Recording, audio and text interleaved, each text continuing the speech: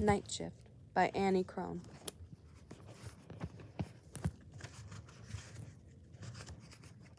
Chapter 1. I've always loved libraries after dark. This one, the only 24-hour library at Claremont University, may not have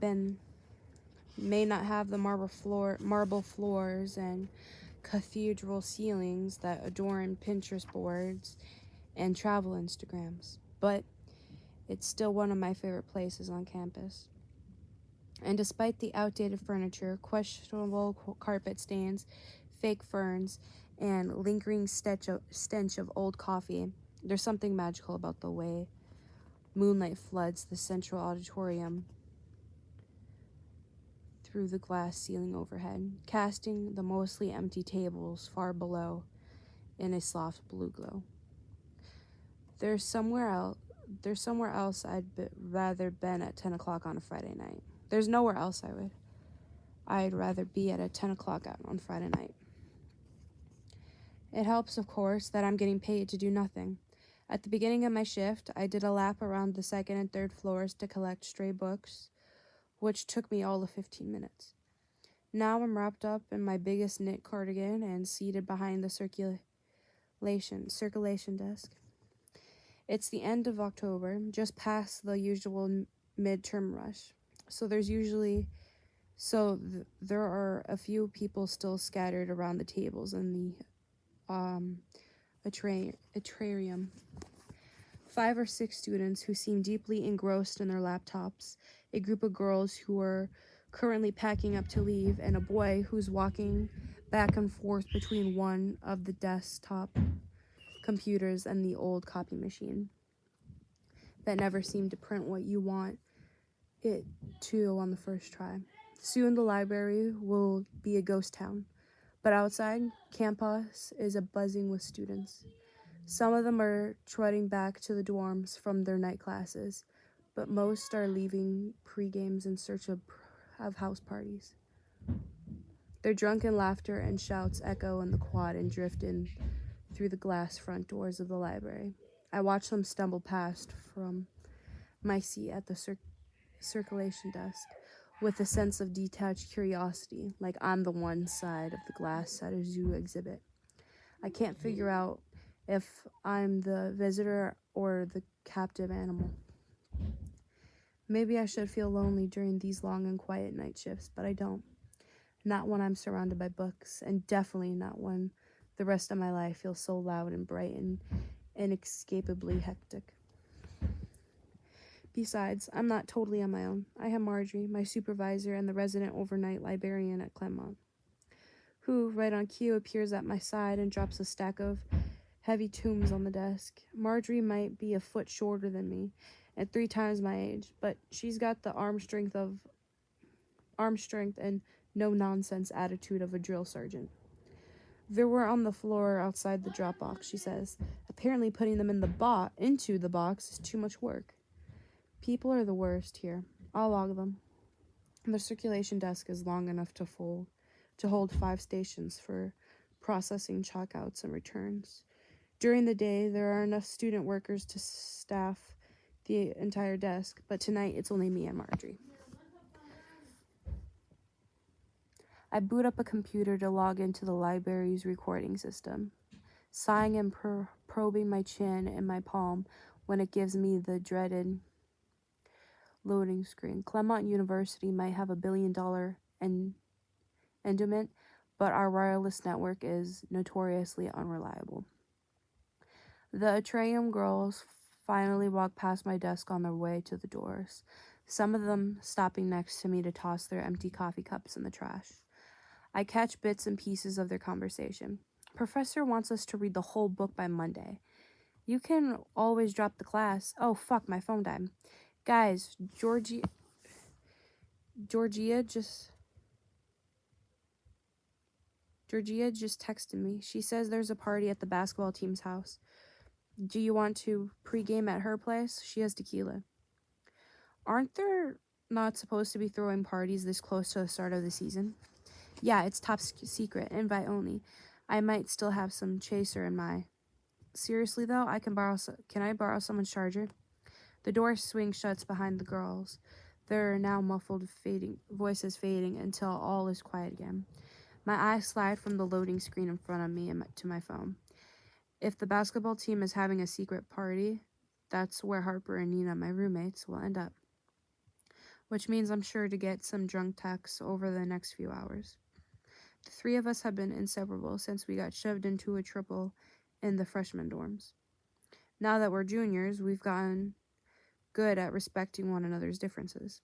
Harper can't stand theoretical productions or discussions of 3X structure. Nina can't stand anything that involves workout clothes and braving the crowd of sweaty bodies at Clement's gym. And I can't stand college parties. Too many people, lukewarm beer, shitty music played at eardrum rupturing volumes. So on Fridays, while Harper and Nina go out and get shit-faced, I work the night shift at the library and get a few hours of peace and quiet. It's the perfect arrangement. Once I get past the loading screen and into the library's record-keeping system, it takes all 5 minutes to process the stack of returns Margie gave me. With nothing else immediately on my agenda, I push back my hair and reach for my backpack. It contains all the things I usually bring for the night shift: a full hydro flask, my lanyard with the keys to my apartment, and a copy of the key to the library's front door. A plastic baggie of assorted snacks in case the vending machine by the elevators is out of order again, and most importantly, my book of the week.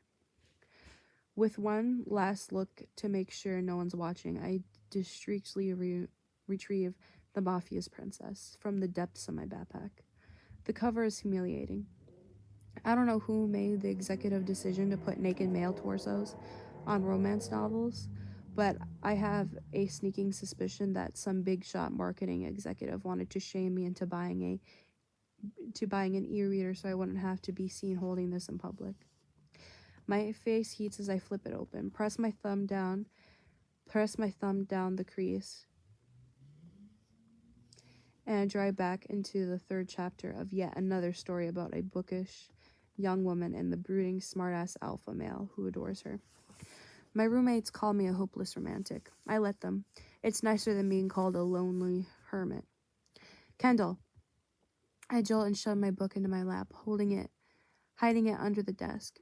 Margie is standing between me and the front doors, too busy sorting through her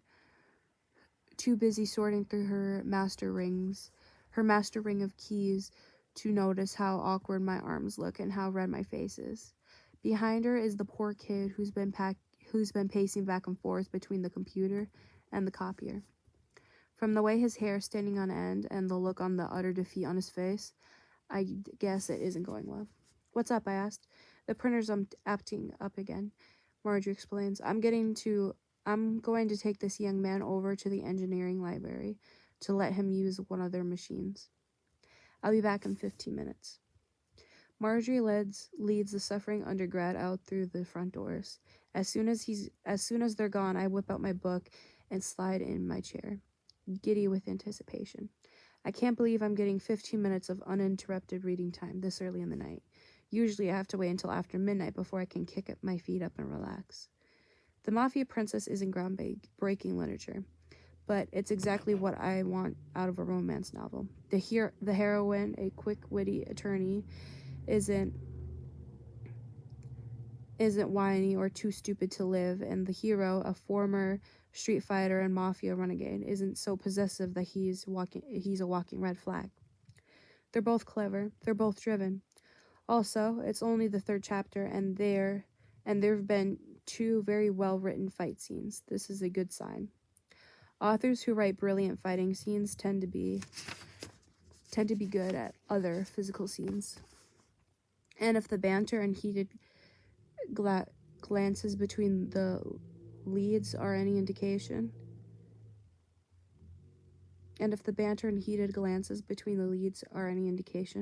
I'm fast approaching what might be one of the hottest sex scenes I've ever read. I'm so absorbed I barely hear it when one of the students' ID-operated turnstiles at the front door beeps and swings open. Maybe it's one of the girls who just left, come to reclaim a forgotten water bottle or phone charger. Or maybe it's Marjorie and the boy who needed to print. I should look up, but the attorney and her renegade are alone in an elevator, the sexual tension between them crackling like electricity. Breathing heavy, and a shadow falls over my desk. I lift my eyes reluctantly. The guy standing on the other side of the circulation desk is tall, really, really tall. I tip my head back to look at him properly, and he's equal parts menacing and beautiful. He has dark hair cropped close to his head and eyes the color of ground coffee. Eyes that are watching me with a look I can only describe as hostile. My heart hiccups with recognition before sinking to my stomach, because I know him. We've never spoken, but I've seen him from a distance on campus and occasionally my screens. He's a star of Clermont's basketball team, the player all the sports broadcasters and basketball fanatics predict is going to be a first round draft pick, the one who got ejected from last year's big game for breaking our rival point guard's nose with a hard right-handed uppercut. Vincent Knight.